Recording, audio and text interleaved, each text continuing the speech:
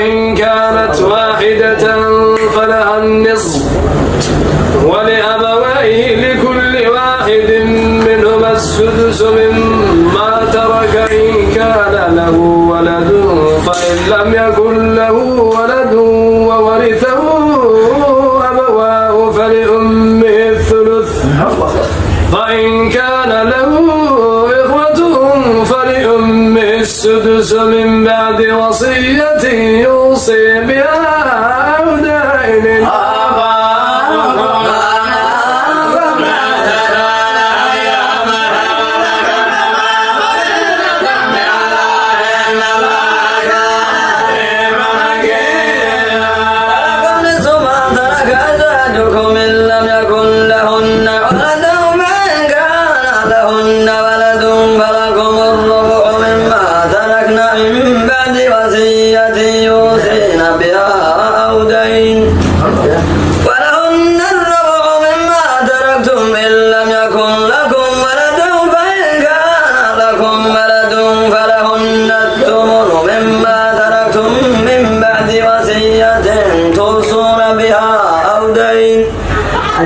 وإن كان رجل يورث كلالة أو امرأة وله أخ أو أخت فلكل واحد منهما السدس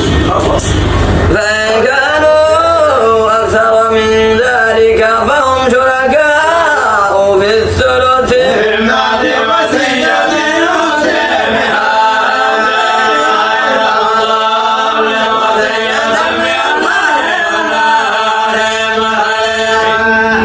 التوبة على الله للذين يعملون السوء بجهالة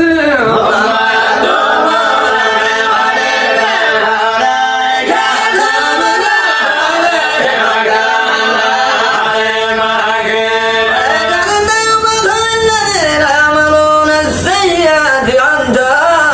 إذا حضر أحدهم الموت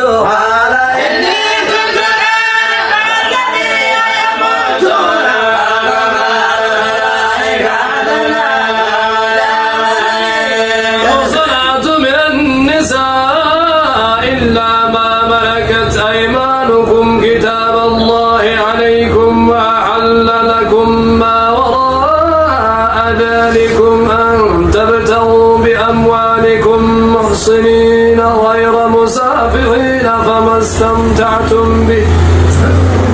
استمتعتم به منهن فآتوهن أجورهن فريضة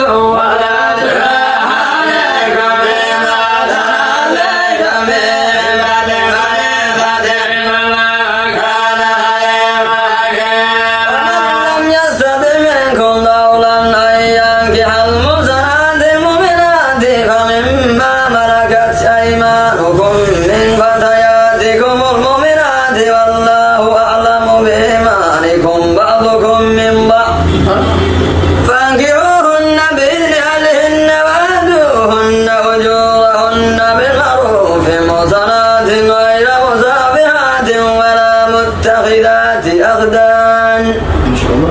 فإذا أحصن فإن أتينا بفاحشة فعليهن نصف ما على المحصنات من العذاب ذلك لمن خشي العنة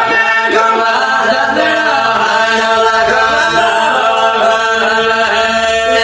ومن يفعل ذلك عدوانا وظلما فسوف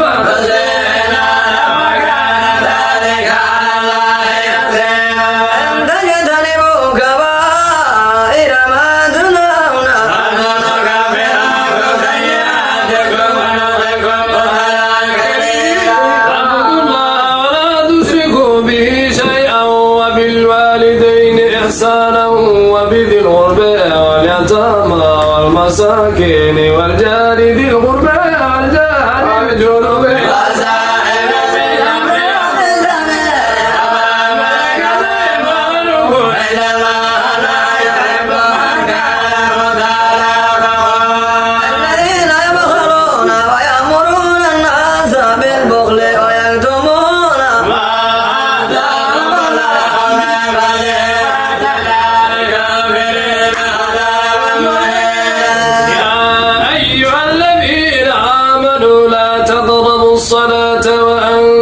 سكاري حتى تعلموا ما تقولون ولا جنبا إلا عابري سبيل حتى تغتسلوا وإن كنتم مرضى أو على سفر أو جاء أحد منكم من الغائط أو لامستم